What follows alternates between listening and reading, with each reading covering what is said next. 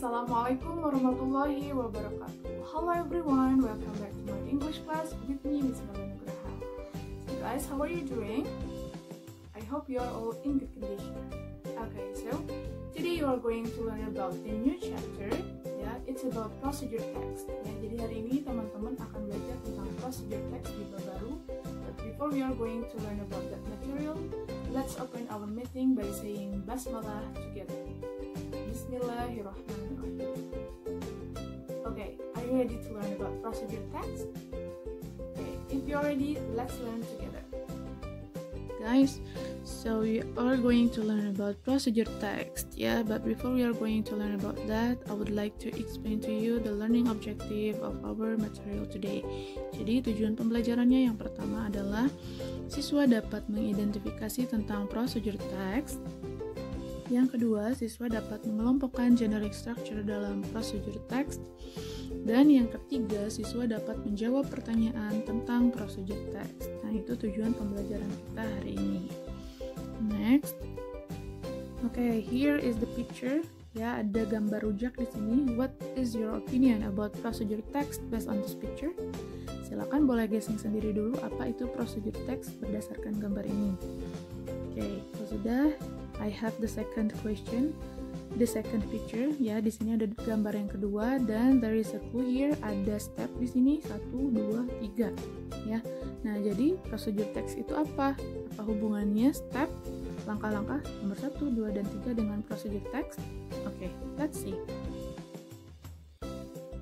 So, guys, procedure text is the text that explains about how to do or how to make something. Ya, jadi procedure text itu teks yang menjelaskan tentang bagaimana cara melakukan sesuatu atau membuat sesuatu. Ya, membuat sesuatunya seperti apa? Contohnya dari gambar yang pertama tadi, bagaimana cara membuat rujak, misalkan. Atau di gambar yang kedua, bagaimana cara membuat layangan. Nah, itu menggunakan procedure text. Okay, next. Nah, tadi definisinya. Sekarang the generic structure of procedure text. Ya, di sini ada struktur teks dari procedure text atau teks prosedur. There are 3 generic structures of procedure text. Yang pertama ada goal. Goal itu tujuannya. Jadi kita mau melakukan apa nih? Misalkan di sini contohnya how to make rujak. Nah, jadi goalnya atau tujuannya how to make rujak. Bagaimana cara membuat rujak. Oke, itu goal ya, tujuan. The second, yang kedua ada materials or ingredients. Ya, nah di sini ada bahan-bahan atau komposisi. Biasanya ada tools juga ya di generic structure yang kedua. Oke, karena tadi goalnya how to make rujak, jadi pasti ingredients or materialsnya juga yang berhubungan dengan makanan. Ya, contohnya di situ ada 1 cucumber, 1 mango, 1 pineapple, 1 apple, 3 hot chili, dan lain-lain ya. Nah, itu berhubungan dengan how to make rujak tadi. Itu bahan-bahan ya atau komposisinya. Yang ketiga, generic structure yang ketiga ada steps. Step itu langkah-langkah ya, prosedurnya. Nah, di sini ada prosedur cara membuat rujak. Di situ ada first, prepare the materials. Second, peel the fruits. Third, wash it until clean, dan lain-lain sampai terakhir rujak is ready to be served. Ya, rujak sudah siap untuk disajikan. Nah, ini generic structure atau struktur teksnya. Diulang, yang pertama ada goal atau tujuan. Yang kedua, materials or ingredients atau bahan-bahannya. Steps, ya, yang ketiga ini langkah-langkah atau prosedurnya. Oke, next. Nah, tadi definisi sudah, struktur teks sudah, dan yang terakhir ada language features atau unsur kebahasaan dari procedure text.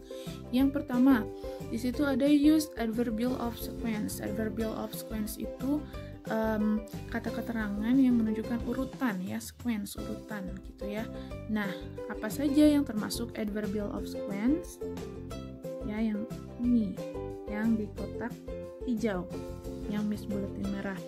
Ada first, ya, pertama, second, kedua, third, ketiga, then, kemudian, after that, setelah itu, finally, akhirnya, gitu ya. Nah, ini first sampai finally ini termasuk ke dalam use adverbial of sequence atau kata keterangan yang menunjukkan urutan. Okay. Language feature yang kedua ada use command or imperative sentence. Nah, imperative sentence itu kalimat perintah ya, yang ini. Nah, contohnya seperti put the noodles on the plate misalkan ya. Simpan mie-nya di atas piring. Cut the onion ya. Potong bawangnya. Wash the fruits atau cuci buahnya. Nah, itu termasuk use command atau imperative sentence ya, kata perintah. Yang ketiga ada use adverbial of time. Apa itu use adverbial of time? Adverbial of time itu adalah kata keterangan waktu. Contohnya ini, misalkan boil the water in 2 minutes. Nah, 2 minutes-nya itu termasuk ke dalam adverbial of time. Kalau yang di box ini for 5 minutes, selama 5 menit, 2 hours, 2 jam, dan lain-lain. Seperti yang tadi dicontohkan sama Miss. Boil the water in 2 minutes. Misalkan ya, didihkan airnya selama 2 menit. Nah, 2 menitnya itu adverbial of time.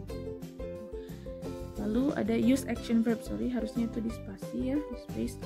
Use space action verbs. Nah, action verbs-nya contohnya make, mix, take, boil, cook. Ya, itu adalah language features. Jadi ada 4, kita ulang. There are 4 language features in procedure text. Ya, the first use adverbial of sequence, use command or imperative sentence, use adverbial of time, and the last use action verbs. Okay, so that's all.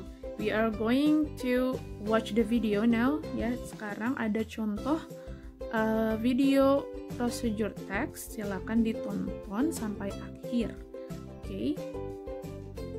Ini dia videonya. How to make bread. 3 cups of flour, 1 cup of warm water, 1 tablespoon of oil, 1 teaspoon of salt, 1 teaspoon of brown sugar, 1 tablespoon of yeast, and some sesame seeds. Tools: a small bowl, a large bowl, a whisk, a tea towel, and a baking tray. In a small bowl, mix the brown sugar with the yeast, oil, and salt. Slowly add the warm water to the mix and keep stirring until all is dissolved. Place the flour in a large bowl. Slowly add the water mix and keep whisking until it's firm. Continue working your dough as it forms itself. Once ready, leave it in a large bowl and cover it with a tea towel. Leave the bowl in a warm place to rise for about an hour. Preheat the oven at 350 degrees for half an hour. Take the dough out and place it in a baking tray. Using your hands, make the dough flat and create a rectangular shape.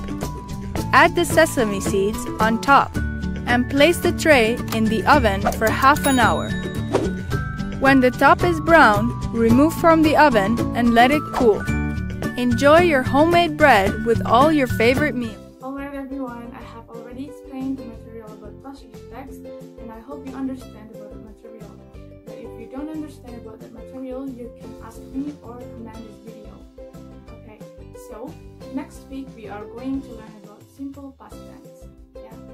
Thank you for your nice attention. Wassalamualaikum warahmatullahi wabarakatuh.